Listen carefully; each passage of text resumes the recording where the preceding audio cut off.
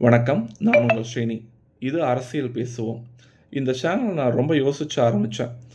எல்லாரும் தான் அரசியல் பேசிட்டு இருக்காங்க. நீங்க என்ன புதுசா அரசியல் பேச போறீங்க? அப்படின்னு எல்லாரும் கேட்பீங்க. இது பார்த்தீங்கன்னா, ஒரு தனி மனித குரலா மட்டும் இருக்க போறதில்ல. வாய்ஸ் ஆஃப் காமன் மேன், அதாவது எளியவரின் குரலாகவும் இருக்க போகுது. நம்ப நீங்க நெனைக்கிற மாரி எல்லாரும் அரசியல் பேசுறாங்க. நெறைய சேனல்ஸ் அரசியல் பேசுது. ஆனா, யாருமே அதனுடைய முகாந்திரத்த கண்டுபிடிக்கிறது இல்ல.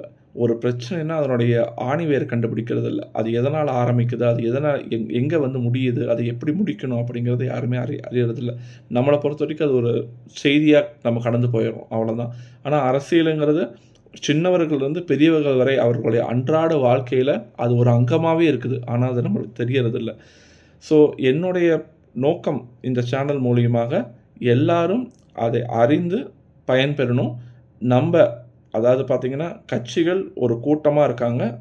அவங்களுடைய அ அவங்களுடைய அ எண்ணங்கள், அவங்களுடைய ஆதாயங்கள தேடி அவங்களுடைய இது பண்றாங்க. ஆனா, எல்லாத்துக்கும் ஆணிவேர், எல்லாத்துக்கும் ஒரு பேஸ்மெண்ட்டா இருக்கிறது பார்த்தீங்கன்னா, வாக்காளர்கள்.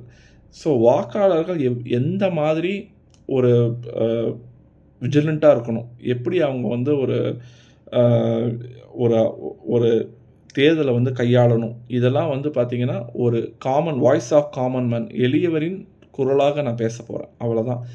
என்னுடைய கருத்து புடிச்சிருந்தா, நீங்க தாராளமா ஏத்துக்குங்க. இல்ல ஏதாச்சும் சீர்திருத்தம் பண்ணணும்னாலும், அத நீங்க அட்வைஸ் பண்ணுங்க. ஏத்துக்கிறோம்.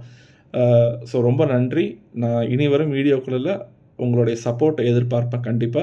ஸோ சப்ஸ்கிரைப் பண்ணுங்க. சேனல சப்ஸ்கிரைப் பண்ணுங்க. அ அ நெறைய வீடியோஸ் போடுறேன். டெய்லி என்னது பார்த்தீங்கன்னா, டெய்லியும் நடக்கும் நிகழ்வுகள பொறுத்து இருக்கும். அதே மாரி நீங்க அரசியல் பேசணும்னா, ஒரு கட்சி சார்ந்தோ, இல்ல வந்து ஒரு தலைவர்கள வந்து சாடியோ அந்த மாதிரிலாம் எதுவும் இருக்காது. இது முழுக்க முழுக்க நாம் எவ்வாறு விழிப்புணர்வோடு இருக்க வேண்டும், எப்படி ஆழ்ந்து சிந்திக்க வேண்டும், எப்படி கையாள வேண்டும் என்பது தான் இருக்கப் போகுது. நன்றி, வணக்கம்.